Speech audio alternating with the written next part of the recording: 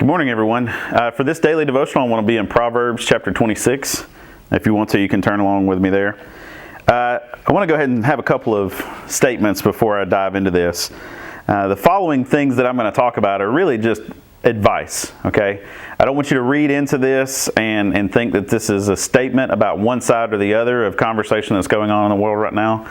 Don't try to read too much into even some of the wording in Proverbs. One thing to know about the book of Proverbs is it's wisdom. It's trying to give you advice. It's not necessarily these rock-hard theological statements that are meant to be taken to explain large parts of the world.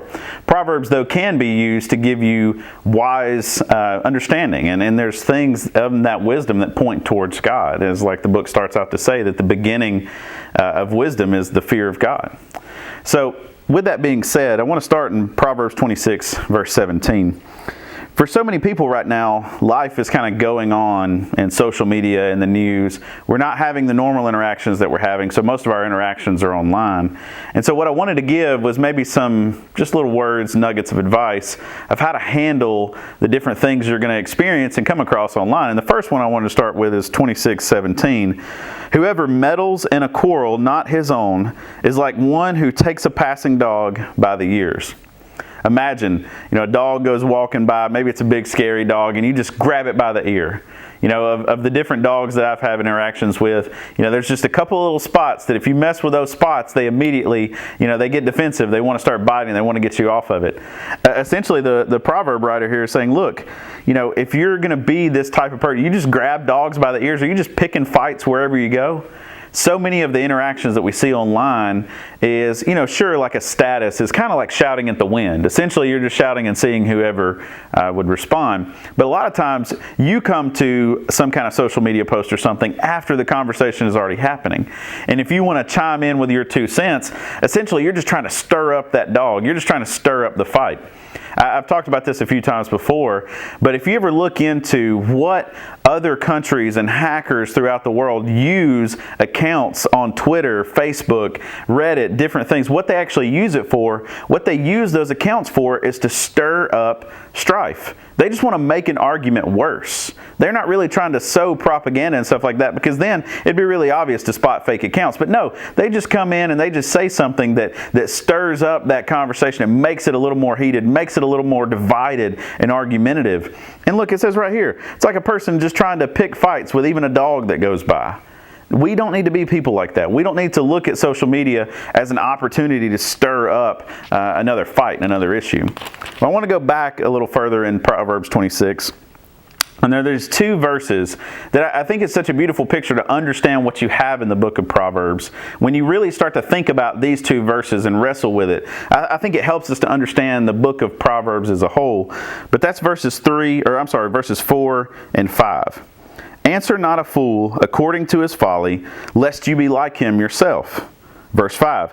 Answer a fool according to his folly, lest he be wise in his own eyes. So which one is it? Do you sit by and let a fool keep going, or do you answer so that fool can then learn from that kind of thing? I think as you wrestle with this, you understand that a lot of Proverbs is about applying it at the right time. One proverb says that a word fitly spoken is like apples of gold in settings of silver. It's that word at the right time. And just like these proverbs, there is a time for verse 4 and there's a time for verse 5. There's a proper time for each of those. And in general, I'm going to go ahead and say verse 4 is for most of social media. You think about Facebook posts you see, you think about Twitter posts or whatever social media you tend to use. When somebody's making this blanket political statement in such a short amount of time, none of these are not papers, these are not dissertations, they're little bitty statements. Those are not the time to try to answer a person and try to make things right. In fact, by posting something else public, essentially what you're doing is you're going back to grabbing the ears. You're starting an argument for everybody else to see. You can wrestle with these and you can see that maybe there is better ways to handle some of this. Verse 5. What the key to verse 5 is that you actually care about that fool in his folly. And you want that person to be able to see things from a different perspective. And if that's the case, think about, would the best way be to respond on a status or to post a status myself? No. The best thing would be to have a conversation face to face, to have a dialogue that's not heated and charged with emotion, but instead sit down with that person, hopefully face to face. If you can't do that, maybe it's just in a private message, and you do so speaking the truth in love. See, a lot of times we feel like, we have to defend the truth. Like the truth is somehow not going to be the truth unless we speak up for it. The truth is the truth, regardless of who believes it at the time or not. It doesn't need defending. However, we should apply the truth. We should speak the truth in love. There is a time to speak truth, but we have to be careful how and when that we do that. Think about it.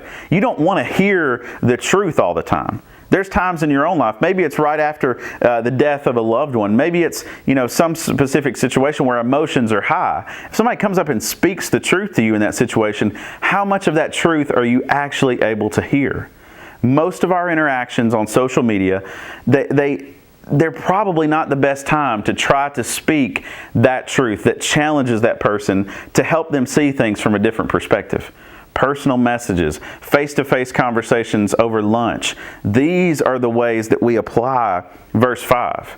My hope is that with wrestling with some of these proverbs, we can become people who aren't, speaking our mouth, spewing out all this stuff on social media and not realizing that really a lot of times we're acting out verse 4. We're trying to answer all these people about their wrongs, and in doing so, we just end up kind of shouting at the wind, and people eventually no longer listen to us. But if we use our words properly in the proper times, it's like that apple of gold in a setting of silver. It's so fine. Everyone looks at it and says, wow, that was beautiful. We need to become people that use our words, that use social media, that use the tools at our disposal for those sort of things. Speaking the truth in love at the right time in the right circumstance so that people grow closer to God and grow closer to the truth.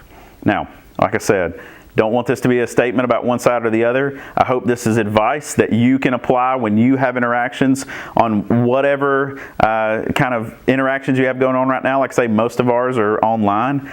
But I pray that this is something that we can learn to apply as we deal with the world at large, or we deal with the people in our circles at work or at school or wherever we may be.